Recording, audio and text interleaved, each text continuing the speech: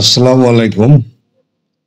মার্কিন যুক্তরাষ্ট্র বা আমেরিকা আসলে তাদের দেশে যে অবৈধ অভিবাসী রয়েছে তাদের বিরুদ্ধে কঠোর পদক্ষেপ নিচ্ছেন। বিশেষ করে ট্রাম্প প্রশাসন ক্ষমতা গ্রহণের পর থেকে আমেরিকা ওই দেশে অবস্থিত বা বসবাসকারী অবৈধ অভিবাসীদের আসলে গ্রেপ্তার করছে। গত 23 থেকে 31 জানুয়ারি পর্যন্ত 9 দিনে যুক্তরাষ্ট্রের বিভিন্ন অঙ্গরাজ্যে 7,260 জন নথিবিহীন অভিবাসীকে গ্রেপ্তার করেছে দেশটির অভিবাসন ও কাস্টমস বিষয়ক আইন প্রয়োগকারী সংস্থা US immigration and customs enforcement. গ্রেপ্তারকৃতদের মধ্যে 5,763 জনকে বন্দিশালায় রাখা হয়েছে। শিগগিরই তাদের নিজ নিজ দেশে কিংবা কিউবার গুয়ান্তানামো বে কারাগারে পাঠানো হবে। শনিবার সামাজিক যোগাযোগ মাধ্যম এক্স এ পোস্ট করা এক বার্তায় এই তথ্য জানিয়েছে আইসিই। নিউ ইয়র্ক অঙ্গরাজ্যের নিউ ইয়র্ক সিটি, ইলিনয়েস অঙ্গরাজ্যের শিকাগো এবং ম্যাসাচুসেটস অঙ্গরাজ্যের বোস্টন, নিউ ইয়র্ক অঙ্গরাজ্যের নিউ ইয়র্ক সিটি, শিকাগো এবং বোস্টন শহরে অভিযান চালিয়ে গ্রেপ্তার করা হয়েছে এ সমস্ত নথিবিহীন অভিবাসীদের। গ্রেপ্তারকৃতদের মধ্যে অনেকের বিরুদ্ধে ধর্ষণ, অপ্রাপ্ত বয়স্কদের প্রতি যৌন সহিংসতা, বন্দুক ও মাদক সংক্রান্ত অভিযোগ রয়েছে বলে শনিবার এক্স বার্তায় জানিয়েছে আইসিই।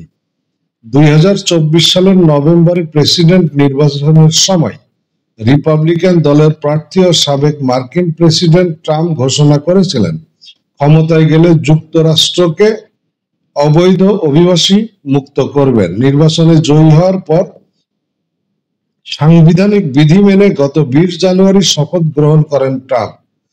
সেদিন বেশ কয়েকটি নির্বাহী আদেশেও তিনি স্বাক্ষর করেন।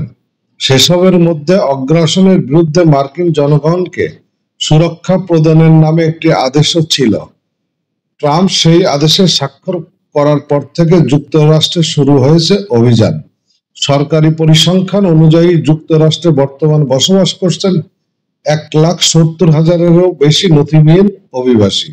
তাদের মধ্যে অন্তত 1 লাখকে ফেরত পাঠানোর লক্ষ্য নিয়েছে ওয়াশিংটন। আসলে এই যে সমস্ত অবৈধ অভিবাসীদেরকে আসলে গ্রেপ্তার করা হচ্ছে তাদের অনেককে আসলে দেশে পাঠানো হবে এবং যাদের বিরুদ্ধে আসলে গুরুতর অভিযোগ আছে, বিশেষ করে ধর্ষণ, খুন এই টাইপের অভিযোগ রয়েছে, তাদেরকে যেই আপনার গুয়ান্তানামো বে কারাগার, সেই গুয়ান্তানামো বে কারাগারে রাখা হবে বলে ধারণা করা হচ্ছে।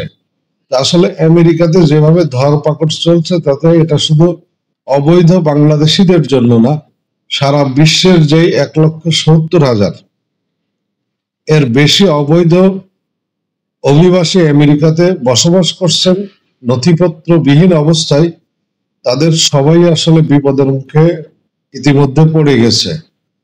এবং এই যে ট্রাম্প আসলে উনি যেই কথা শুধু বলে না, উনি কথা বললে সেটা বাস্তবায়ন করার জন্য আসলে যথোপযুক্ত পদক্ষেপ গ্রহণ করে। তো আমরা ঠিক জানি না যে এই মুহূর্তে বাংলাদেশের কতজন অবৈধ অভিবাসী আমেরিকায় রয়েছেন, তবে তাদের আসলে সতর্কতার সাথে চলাফেরা করাটাই উত্তম। ভালো থাকবেন।